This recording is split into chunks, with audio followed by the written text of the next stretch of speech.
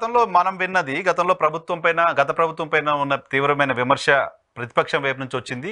ప్రజలకు ఆ రకమైన స్కేర్ క్రియేట్ చేసింది కూడా అప్పులకు సంబంధించి. ఆంధ్రప్రదేశ్ రాష్ట్రం అప్పుల్లో కూరుకుపోతోంది, శ్రీలంకలాగా అయిపోతుంది, ఇంకేదో దేశంలాగా అయిపోతుంది అన్నారు. సో అప్పులని కట్టడి చేయగలిగిందా ఈ ప్రభుత్వం, కొత్త సర్కారు? అప్పుల్ని కంట్రోల్ చేసుకోగలిగిందా? అప్పులు తగ్గించగలిగిందా? ఇప్పుడు old age pensions, widow pensions, ఇట్లాంటి సోషల్ సెక్యూరిటీ ప్రోగ్రాము, ఇప్పుడు ఆ సిలిండరు, తల్లి వందనం, ఇవి తప్ప ఎక్కడ మీకు డెంట్ అనే క్రియేట్ చేయగలిగింది? ఇది ఒక వైపు. కానీ అప్పులు మాత్రం విపరీతంగా చేస్తున్నారు. లక్షల కోట్లు ఈ రోజు అప్పులు తీసుకొచ్చే పని చేస్తూ ఉన్నారు. ఆస్తులు అమ్మడానికి ప్రయత్నం చేస్తున్నారు.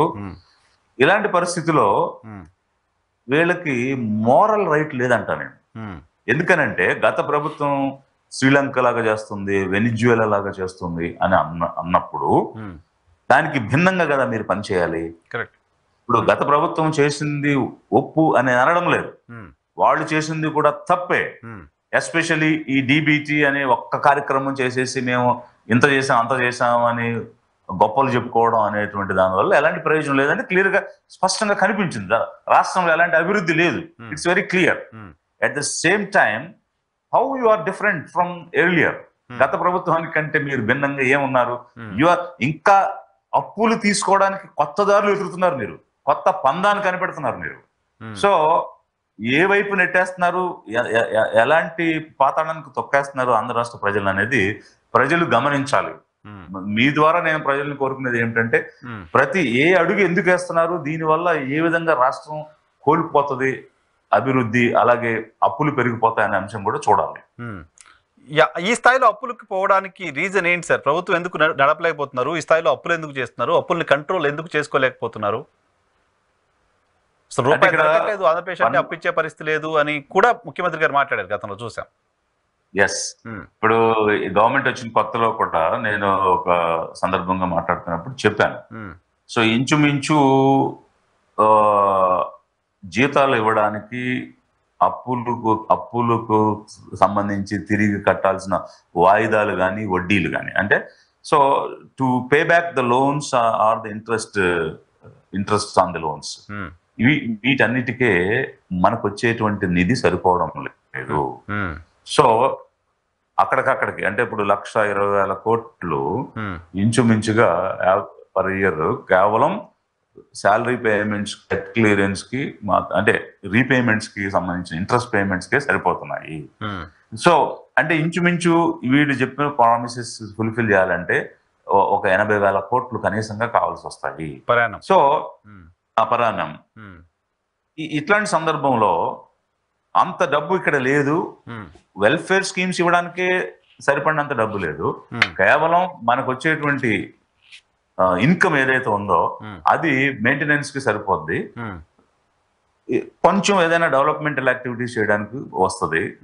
ఇలా ఇంప్రాక్టికల్ గా ఇచ్చినటువంటి హామీలన్నీ నెరవేర్చాలంటే ఉన్న డబ్బు సరిపోదు. ఆ రోజు కూడా నేను చెప్పింది అదే. అంటే సెంట్రల్ గవర్నమెంట్ నుంచి ఏమైనా ప్రత్యేకంగా నిధులు వచ్చినా, లేదు వరల్డ్ బ్యాంక్, IMF లాంటి సంస్థల నుంచి అదనంగా లోన్లు తీసుకున్నా, ఇవేవి కాకుండా కమర్షియల్ షెడ్యూల్డ్ బ్యాంక్స్ నుంచి లోన్స్ తీసుకున్నా, అట్లా ఏదైనా అదనంగా మొబిలైజ్ చేస్తే తప్ప మీరు ఇచ్చిన హామీలు అయితే నెరవేర్చడానికి అవకాశం లేదు అని గత సంవత్సరం జూన్ నెలలోనే నేను చెప్పున్నాను. అంటే కొత్తగా ప్రభుత్వం ఏర్పడిన వెంటనే somebody asked me, then I told.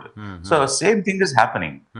Unless they get money from external sources, they'll not be able to implement any of their promises, and they'll not be able to bring any kind of development in the state. నా point ఏంటంటే, మీరు చెప్తున్న దాని ప్రకారం 80,000 కోట్ల రూపాయలు ప్రతి ఏటా అప్పులు తెస్తే తప్ప సూపర్ 6 అమలు చేయడం సాధ్యం కాదు అనేది గత జూన్లోనే మీరు చెప్పారని చెప్తున్నారు.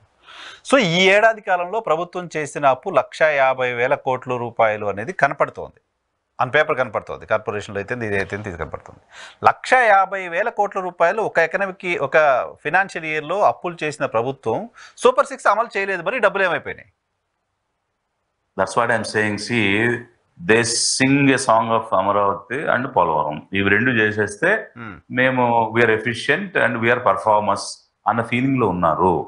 That's what I'm saying. So Amaravati is just a capital for a state. So ఇక్కడ ఒక చిన్న ఇది సార్, ఇప్పుడు పోలవరానికి కూడా తెచ్చిన 1,50,000 కోట్లు పోలవరానికి పెట్టింది 15 కోట్లు కూడా లేదు కదా. రాష్ట్ర ప్రభుత్వం పెట్టింది ఏముంది పోలవరానికి? ఏడాదిలో ఏం లేదు. కేంద్ర ప్రభుత్వమే పాతది రీఎంబర్స్ చేసింది 10,000 కోట్లు ఎంతో. అమరావతికి 32,000 కోట్లు 33,000 కోట్లు టెండర్లు పిలిచారు, ఎక్స్పెండిచర్ ఇంకా అవలా. ఏమైపోయింది మరి మిగతా డబ్బులు? అదే అంటే కొన్ని ఇంక లోతైనటువంటి అంశాల గురించి మనం మాట్లాడాల్సి వస్తుంది. సో అంటే ఈ రకంగా వచ్చే ఈ హెజమనిక్ క్లాస్ ఆఫ్ పార్టీస్ వాళ్ళ ఇంట్రెస్ట్లు దేని మీద ఉంటాయి అనేటువంటిది ఒక అంటే ఇన్ డెప్త్ అనాలిసిస్ ఇవ్వాల్సిన పరిస్థితి వస్తుంది. వీళ్ళ ఇంట్రెస్ట్లు అంటే as far as I see or as far as I gather information from the people. So ప్రజల్లో ఉన్న ప్రజల నాడి ప్రజలు అనుకునేటువంటి చర్చలో భాగంగా చూస్తే ప్రజల సంక్షేమం అవసరం లేదు, ప్రజల యొక్క అభివృద్ధి అవసరం లేదు, ప్రజల యొక్క ఆస్తిపాస్తులు ఇచ్చి ఆదాయ వనరులు ఇచ్చి వారు స్వతంత్రంగా నిలబడగలిగి వాళ్ళు స్వతంత్రంగా జీవన ప్రమాణాలు పెంచుకుని నడవగలిగే అవకాశాలు ఇవ్వడం అన్నది కాదు మా లక్ష్యం, మా గోలు, మా ప్రయారిటీ.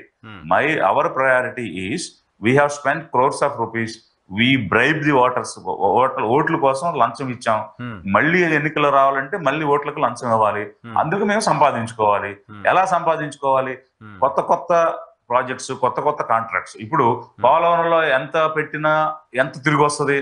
అలా కాకుండా అవసరం లేని పట్టిసీమ లాంటిది ఒకటి కట్టి ఒక 300-200 కోట్లు తెచ్చుకుంటే అది ఈజీగా వస్తుంది కదా అని ఇలాంటి పక్కదారులు కనిపెట్టి ఏ ప్రాజెక్టు ఎవరికి ఇచ్చి ఎంత మనం రాబట్టుకోవచ్చు, ఎంత మనం సంపాదించుకోవచ్చు, ఎంత మనం విదేశాలకు పంపించి అక్కడ నిలువ చేసుకోవచ్చు అన్నదే. అంటే I don't want to name particular person, name particular country where this entire wealth is going, entire amount is being transferred. అది సింగపూర్, రష్యా, లేకపోతే యుఏఈ, ఇట్లాంటి పేర్లు నేను చెప్పాలనుకోవడం లేదు, వ్యక్తుల పేర్లు కూడా నేను చెప్పాలనుకోవడం లేదు. కానీ ప్రజలను గమనించమంటున్నాను.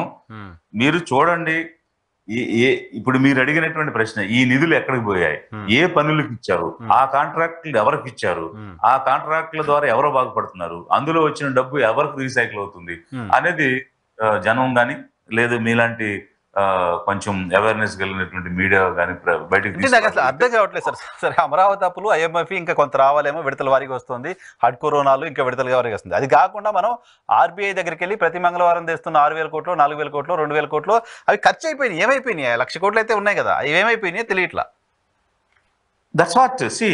ఇప్పుడు ఏమేమి పనులు ఇచ్చారు, ఏమేమి కాంట్రాక్టులు ఇచ్చారో చూస్తే మీకు అర్థమవుతుంది.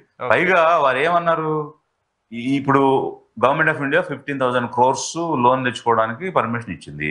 ఆ 15,000 crores మేము తెచ్చుకుని దాన్ని నేను సమక్షేమానికి పెట్టలేనని చెప్పి గౌరవ ముఖ్యమంత్రి గారు చెప్పారు.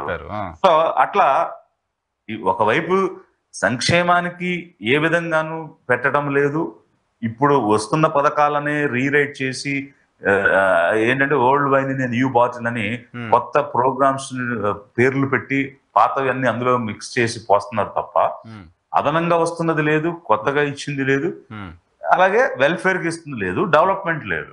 బట్ ఫోకస్డ్ గా వారు అనుకునేటువంటి ప్రయారిటీ ప్రకారం ఎక్కడ ఈ నిధులు వాడాలి, ఎవరికి ఈ కాంట్రాక్ట్ వర్క్లు ఇచ్చి అవి రీసైకిల్ చేసుకోవాలనేది అయితే జరుగుతుంది.